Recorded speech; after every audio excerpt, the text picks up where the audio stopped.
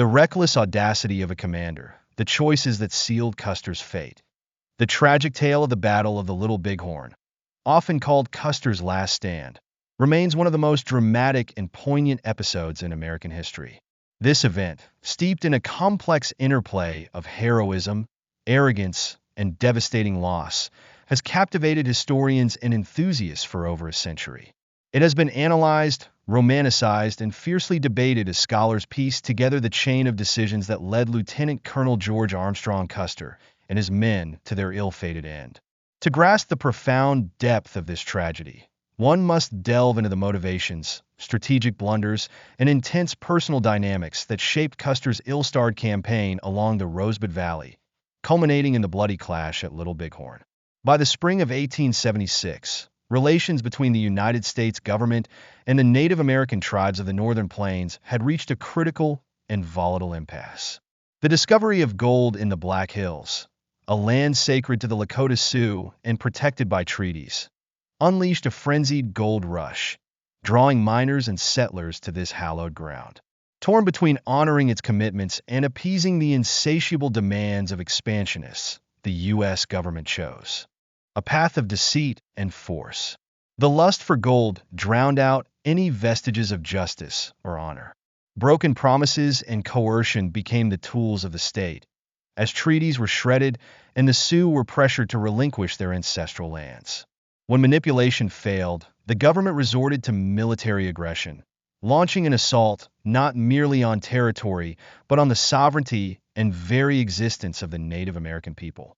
United by a fierce determination to resist, the Lakota Sioux, alongside their Northern Cheyenne and Arapaho allies, gathered in unprecedented numbers. Under the spiritual guidance of Sitting Bull, a visionary leader, and the resolute command of the war chief Crazy Horse, they stood defiantly against efforts to confine them to reservations.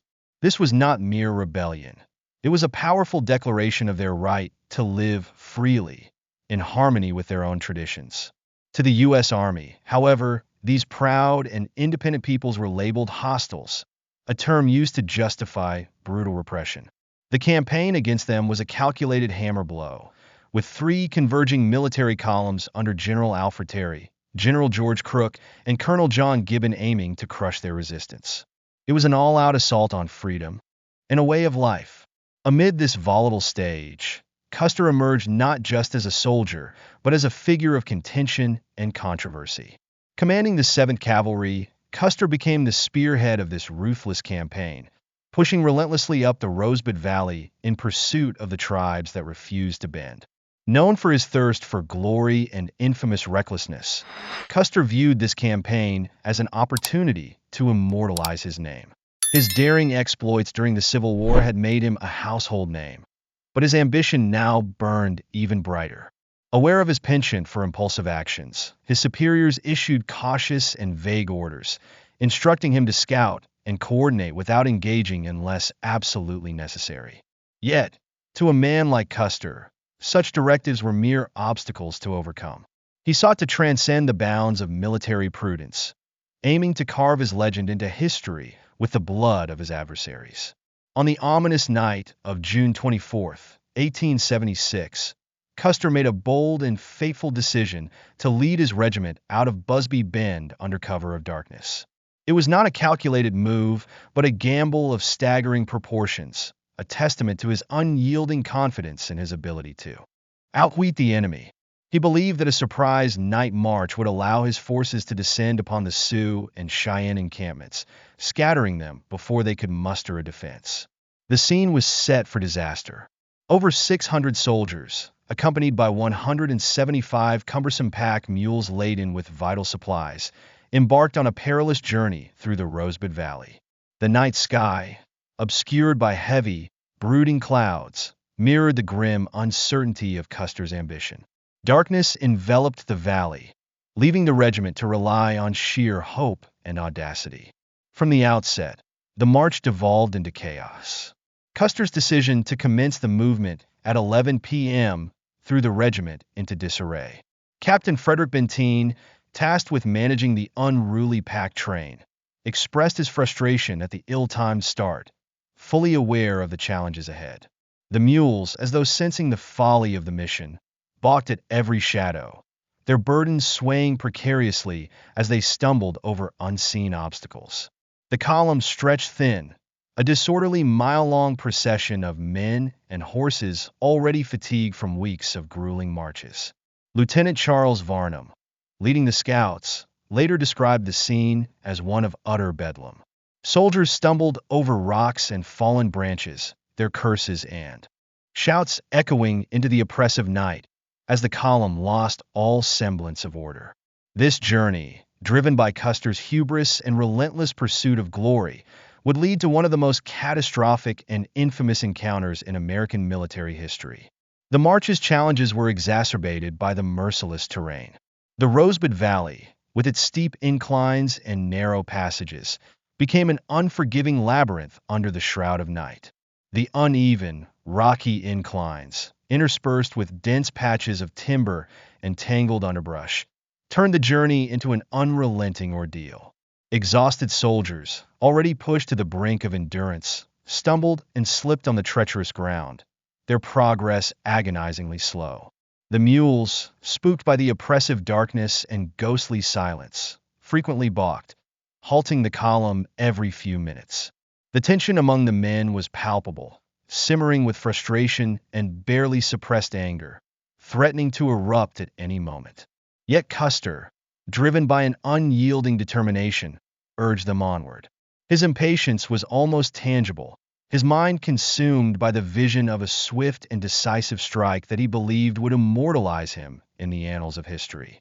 Amid the chaos and confusion, the regiment pressed forward, propelled by Custer's indomitable will and a faint, desperate hope of catching the enemy off guard.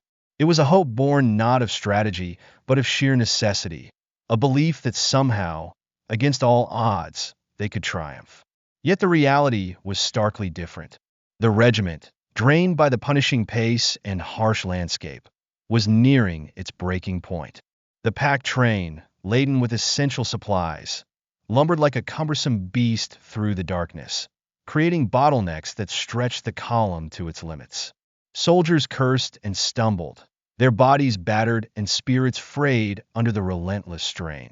Still, Custer pressed forward, his gaze fixed not on the struggling men behind him, but on the elusive glory he believed awaited just beyond the next ridge. In that long, harrowing night, as the column labored through the Rosebud Valley, the seeds of disaster were irrevocably sown. Custer's gamble, a daring bet on speed and surprise, was already unraveling. The enemy he sought to ambush was no scattered group of fugitives, but a united and formidable force of warriors determined to defend their land and way of life.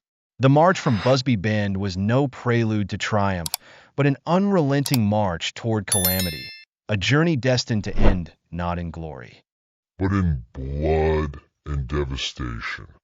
By the early hours of June 25th, the weary 7th Cavalry had reached the rugged terrain near Davis Creek. The punishing conditions and the slow-moving pack train had delayed their progress, gnawing at Custer's nerves. Though he ordered a brief halt to allow men and animals a moment's rest, his impatience remained unshaken, his thoughts consumed by urgency. It was during this tense pause that a critical report arrived from the scouts stationed at the Crow's Nest, a lofty, windswept promontory offering a panoramic view of the surrounding valley. Lieutenant Varnum and his seasoned team of scouts, including the stalwart Mitch Boyer and the ever-watchful Bloody Knife, had reached the summit around 2 a.m. However, the thick darkness and a clinging morning fog had veiled the valley in an impenetrable shroud, thwarting their observations. Exhausted from their arduous ascent, the scouts huddled in a small hollow below the ridge, chilled and drained in body and spirit. As dawn's pale light crept reluctantly over the horizon, they made their way back to the summit. The scene that greeted their eyes left them stunned. Far below, along the banks of the Little Bighorn River, sprawled a vast Indian encampment, teeming with life and energy. Smoke spiraled lazily from hundreds of campfires, and the orderly bustle of people and horses revealed not a mere scattering of lodges, but a thriving, unified village, a fortress of defiance. The sheer scale of the encampment was staggering, far exceeding any prior estimates. It suggested an overwhelming force of warriors, numbering at least 1,500 to 2,000 strong, a formidable assembly that dwarfed the 7th Cavalry's strength. Varnum, struck by the gravity of the sight, hastily scrawled a warning to Custer, urging utmost caution. The message, entrusted to the young and determined scout Red Star, was delivered at breakneck speed, the rider's horse arriving lathered with sweat just after 6 a.m. This missive, carrying an urgent plea for prudence, could have altered the course of events. Yet upon receiving the report, Custer faced a pivotal decision. His scouts warned that the regiment's presence had likely been detected. The dust clouds and smoke from their march would have been visible to the village below. The scale of the encampment and the number of lodges underscored the enormity of the threat. Some officers, including the cautious Benteen and pragmatic Major Reno, urged restraint, suggesting that they wait for reinforcements from General Terry and Colonel Gibbon's columns, only a day's march behind. Their advice was grounded in reason, an acknowledgment of the perilous situation they faced. But Custer, ever the bold maverick, saw hesitation as a loss of initiative. To him, delay meant forfeiting the element of surprise, the sole advantage he believed he held. Convinced that any pause would allow the enemy to disperse into small, elusive bands, he resolved to strike immediately, trusting that audacity and aggression would carry the day. His decision, forged in the crucible of ambition, was to divide his regiment, a move as daring as it was fraught with peril. His plan was deceptively simple. Reno would lead 3 companies to attack the southern end of the village, drawing the warriors out and sowing confusion. This gambit, bold in design but reckless in execution, set the stage for the devastating events to come. Meanwhile, Custer took 5 companies and swung northward, aiming to strike the village from an unexpected direction. His plan, a classic pincer maneuver, was to encircle and crush the enemy. Benteen, with 3 additional companies, was tasked with scouting the left flank to prevent any hostiles from escaping or reinforcing the village. On paper, it was a strategy that promised a decisive and stunning victory. However, the risks were staggering. By dividing his forces into 3 separate battalions, Custer left each detachment isolated, unable to support the others in the face of a concentrated counterattack. The vast, uneven expanse of the valley and the immense size of the village presented additional challenges that even a well-coordinated assault might struggle to overcome. Yet, driven by his vision of glory and an unshakable belief in his own invincibility, Custer forged ahead. It was a decision that defied reason, an audacious gamble against the odds, and one that would ultimately spell disaster. As the regiment moved into position, the fate of the 7th Cavalry was sealed, not merely by the strength of their adversaries, but by the hubris and recklessness of their commander. Reno, leading the first column, began his descent into the valley with 3 companies. As his men approached the river, they encountered fierce resistance. Warriors, alerted to the soldiers' approach, surged out of the village in numbers far exceeding Reno's expectations. Though his men initially held their line, they were quickly overwhelmed by the sheer onslaught of the warriors charging at them. Fearing a total collapse, Reno ordered a retreat back across the river. What began as a tactical withdrawal quickly devolved into a panic scramble. Soldiers, disorganized and terror-stricken, fled across the shallow waters, their formation crumbling as they climbed the steep bluffs on the far side. Reno himself, shaken by the intensity of the assault, barely managed to escape. Once on higher ground, his men hastily constructed makeshift defenses using rocks and fallen timber, desperately seeking cover. The sight of Reno's battalion in disarray had a ripple effect across the battlefield. Benteen, observing from a distance, saw the dust and smoke rising from the valley and realized that Reno was in dire trouble. Soon after, he received a terse message from Custer's adjutant, Lieutenant Cook. "Come on. Be quick." Benteen, however, found himself caught between conflicting priorities. His orders to guard the left flank and protect the vulnerable pack train left him reluctant to abandon his position without clearer directives or a full understanding of the situation. Meanwhile, Custer, with his 5 companies, advanced along the northern ridges. As he crested the hills overlooking the village, he must have grasped the full scale of the force he faced. The sprawling encampment below, teamed with warriors who now turned their attention to his isolated command. The trap was closing, and Custer's options were disappearing by the minute. By 3 p.m., the first shots rang out. Custer's men, caught in a deadly crossfire, fought valiantly, but were quickly overwhelmed by the sheer numbers arrayed against them. Surrounded and outnumbered, Custer attempted to rally his men for a final stand atop a small knoll. It was here, in this desperate last stand, that Custer, along with his brothers Tom and Boston and his brother-in-law James Calhoun, fell. The fighting was fierce and merciless, with brutal hand-to-hand combat erupting as the warriors closed in. When the dust finally settled, Custer and his men lay dead, their bodies riddled with bullets and arrows, a grim testament to their commander's hubris. By the evening of June 25th, the battle was over. The battlefield lay strewn with the bodies of the 7th Cavalry, a haunting reminder of the devastating consequences of reckless ambition. On the bluffs, Reno and Benteen, entrenched in their defensive positions, listened in horror as the sounds of battle faded into an eerie silence. Unable, or unwilling, to come to Custer's aid, they had chosen to prioritize their survival over risking further losses.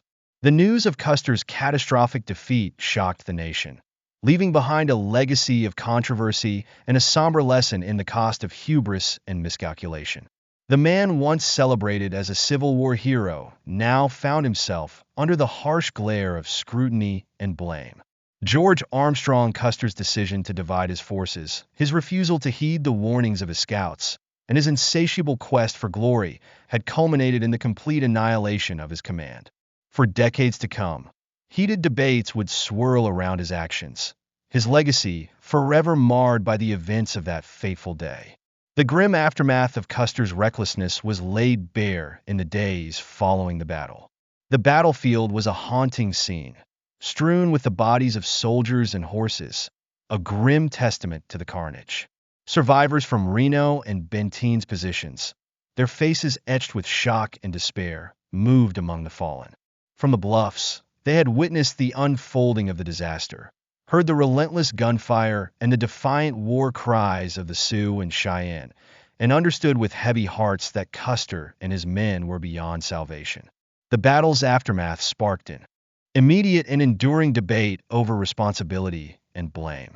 Many pointed to Custer's arrogance and unbridled ambition, suggesting his relentless pursuit of personal glory had blinded him to the harsh realities of his situation. Others accused Reno and Benteen of abandoning Custer in his moment of greatest need, their hesitation to assist him seen as a cowardly betrayal. The truth, as is often the case, was far more nuanced. Custer had indeed made a series of critical miscalculations, errors